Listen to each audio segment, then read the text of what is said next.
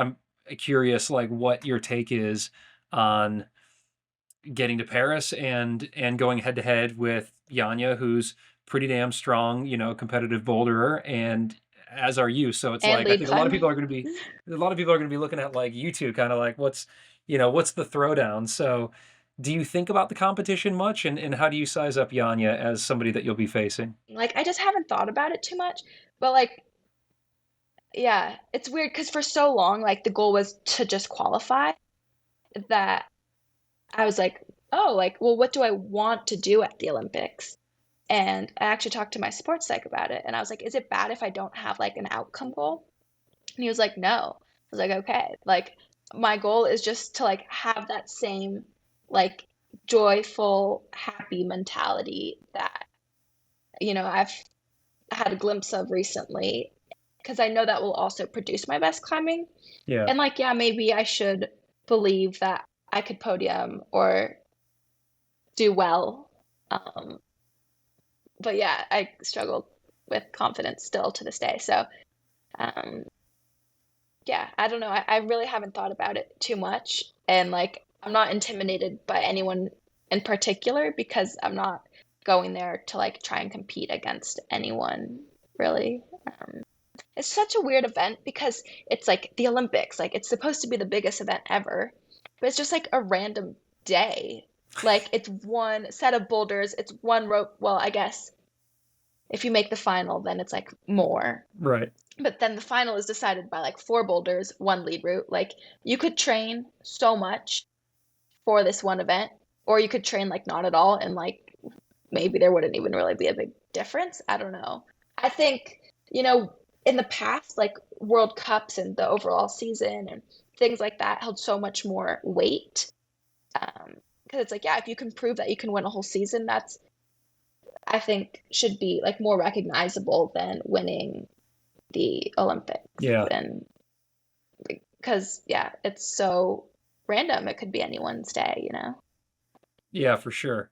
Which is like simultaneously super exciting, but also like, yeah, to your point, like a little liberating because maybe, the sets are not your thing, or yeah, somebody just has like a breakout day, or you, Natalia, can walk in and just freaking dominate like you have for the last couple of years and walk away with it all. It's such an interesting like blip, like you said. It's not necessarily, I mean, it's certainly not determining the best climber in the world. It's just, who Mhm. had their day.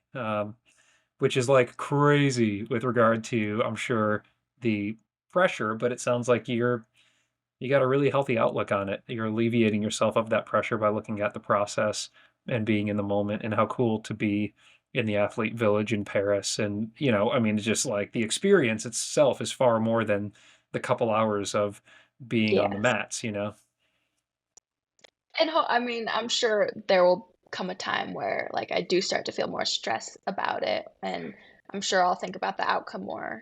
But for now, I'm like, oh, it's so far away, and hopefully I don't ever really get super stressed or anything like that. But I do remember reading, about people's or climbers' experiences and saying how like the intensity was unlike any other comp they'd ever done. The stress was through the roof. I'm like, oh, that doesn't sound very fun. you know.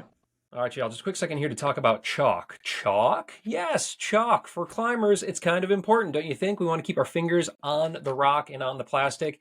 And I have been using MagDust from our friends over at Rúngne for the past 6 weeks. And I got to tell you, it's awesome. It feels great. It performs really, really well. Tons of people are ranking it at the very top of their list in terms of performance chalk. And the best part is it's super affordable. I mean, you can pick yourself up a bundle of a few bags or 6 bags. You can cover your entire season, and it's not going to break the bank. Tons of pros are using it. And in my experience, whether I'm struggling on the moon board or struggling out on my project out at the red, it feels and performs fantastic. I really do love this stuff. Check this out too. If you hit that link below right now, you can enter to win a year supply of chalk. That's a lot of chalk. Hit that link, check it out, and let's get back to the video here. Patron questions, people who support the show. Thank you, patrons. I love you. You're keeping my space heater going here in the podcast/utility closet. Um, so Natalia, Jessica writes, competition climbing has evolved in a huge way over the past couple of decades from boulders that maybe closely resembled outdoor climbing to really dynamic, almost parkour style approaches. Where do you see the sport going in the next 20 years? I really hope it doesn't keep going in the parkour direction that we're heading right now. Um, and that's something I even noticed a pretty big difference, like 2022 to 2023. This past year, there has been so many more like coordination moves, dynos, like every climb and burn had a jump of sorts or multiple jumps in the climb. And for me, that's like not what it's about. I love to see people like pulling hard and sometimes, people will say, well, you're not going to get separation. But I think you can get separation, especially if it's set well. Yeah, it would be cool in my opinion if we like went back a little bit to like how it used to be and saw those like straightforward power strength climbs. But realistically, it will probably continue to get more dynamic, uh, but hopefully not too much more because I feel like it's already like how much crazier could it get? I guess we'll find out. I mean, you've got a gymnast background, right? And it kind of Yeah. it is really exciting to watch, but it feels less and less like the climbing that a lot of us who climb outdoors Hmm. know. So it's kind of almost becoming its own thing. It would be very interesting to see if the pendulum swung back the other way. They started putting crack climbs on these things or something like that. I wouldn't say that's what I meant exactly, but yeah, maybe. Too much back to the old school. No, let's bring it more just to kind of crimping hard. Well, that is interesting, and just with regard to kind of how your training goes, like as you're leading up to World Cups, Pan Am's, we've got obviously the Olympics. How much do you focus on that dynamic coordination type movement compared to like pulling hard, training fingers, that kind of thing? Yeah, I think that will be a very big focus this coming season and is something that like maybe I really didn't do a ton of a year ago just because 2022 like the jumps weren't that hard or that challenging and there weren't like a ton.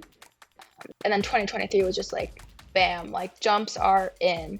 And Right. yeah, I wasn't like quite prepared for that, so I'll definitely be doing a lot more of that this season.